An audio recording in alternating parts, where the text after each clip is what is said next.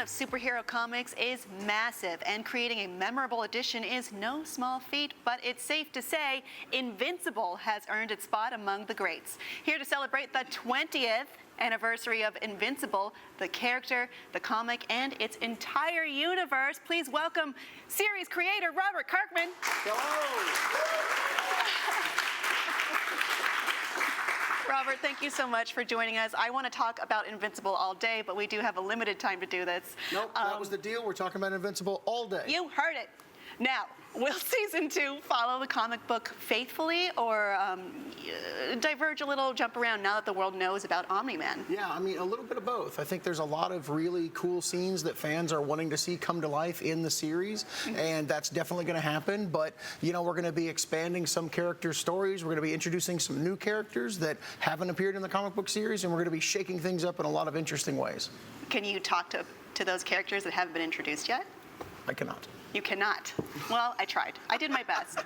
But what comic book arcs or volumes do you think this season will mostly encompass? Yeah, I try not to say that because I think if you pinpointed it, you might get a good sense of what's going to happen. And one thing about this series is that we're always trying to surprise people. But I can say that for the most part, we followed the first hardcover, the first 3 trade paperbacks in the first season. So we'll be covering, at the very least, probably Volume 4.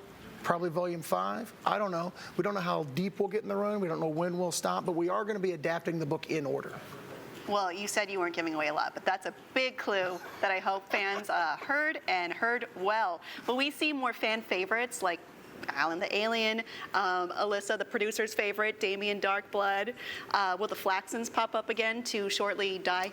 Yeah, I think one of the great things about Invincible is that we love introducing characters and subplots that will pay off seasons down the line, the way that the comics did it many years down the line. So pretty much every character that you met in season 1, you will see again at some point. It's possible there's a few of them that you won't see in season 2, but if you don't see them in season 2, you'll definitely see them in season 3, and hopefully, if we get to continue, you'll see them in season 4 and beyond. But there's not going to be any characters in Invincible that you meet, fall in love with, and then you just never see again.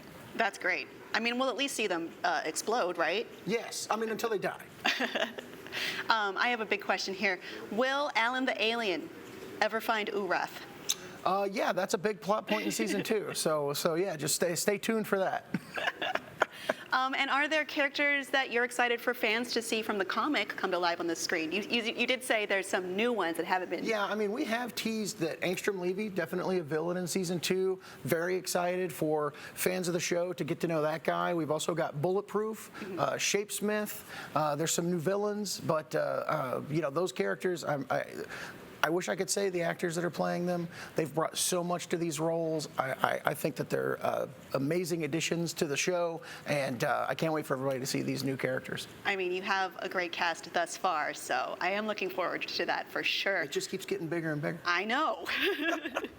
I'm good with that. I saw your character shirt off camera, and it's just like, whoa, I could spend all day looking at this. Yeah. But what will we see more of regarding the Viltrumites? Will we see more of them in season 2? Will Omni-Man make his return? And will we see him perhaps different than we're used to seeing him in the show?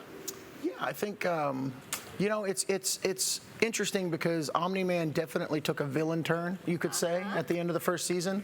And if we were to see him in some capacity in season 2, which I don't want to reveal, what we would be exploring is his perspective. And I really like the idea of he's an alien, he's a Viltrumite. What we see as evil, he might see as Tuesday. And so, you know, getting his side of the story, getting his perspective seems like a really interesting thing that we could explore in season 2 if he were to show up. If he were to show up. I mean, he did show mercy at the end of season 1, which is not something Viltrumites do, so we can look forward to whatever he is to come back with us with. I will say, even with everything that you saw at the end of season 1, there's a lot going on in him that we haven't quite revealed yet. So there's a lot more to Omni-Man than you're seeing. For sure. The train scene, yeah, we got to talk about it. It's infamously horrific and something that was expanded upon from the comics, among other surprisingly gory moments. Can we expect anything along that line in season 2? Yeah. I mean, there's a few sequences. You know, it's we're just trying to tell our story the best we can. We don't want to be chasing our own tails, trying to top different things and things like that. But I think that there's some really memorable, exciting, violent scenes coming up in season 2 that will definitely blow people away. So if the train scene was something that you're still thinking about and you're still talking about, there's some things that are going to probably overshadow that as we move deeper into the show. Needless to say, yes, I am still thinking about it. I went back to review it and I thought, oh my goodness, this is great. It's a lot, but in a great way. Were there any plans that were so violent, though, that they had to be scaled back? Does animating the violence make it easier or harder than it would have been if the show were to be in live action, which you also definitely have experience with? I feel like there's, if it were live action, it would possibly be a little bit more off-putting, I think. And coming from a story perspective, I think as long as there's character and emotion existing behind that violence, and you're getting a larger feeling from it, and it's not just violence for show, that's what we're trying to achieve. So I think that, you can do all kinds of different things in animation, and you can really push the boundaries with violence, but to me, it's important to make sure that there's a character story that's leading to that violence, because it makes the violence hurt more. Mm-hmm. We're going to have one last thing. It's a little bit of a different question. Okay. I would like you to range these dads from bad to worst. They're all at least bad. Number 1, Omni-Man, obviously. Number 2, Thanos. Number 3, Darth Vader. Number 4, Homelander. Okay. Omni-Man, Thanos, Darth Vader, Homelander. Let's see here. I would say from least to worst. Yeah. The least bad to the most bad.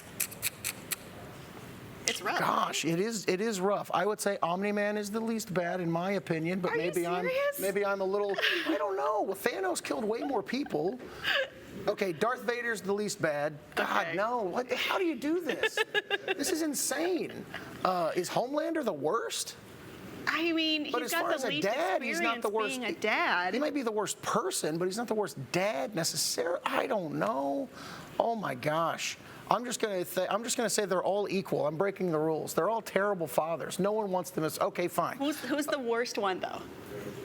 The worst. Thanos. Thanos is the worst. Worse Thanos than is- Omni-Man? He tortured Nebula. He's terrible. It's true. Terrible. But you do remember what Omni-Man did to Mark's face. That was a misunderstanding. Oh, no. You know. Okay. Well, you heard it here. Omni-Man, not that bad at being a father. Thank you so much for joining us, Robert. All right. There is lots more San Diego Comic-Con still to come right here on IGN, so stick around.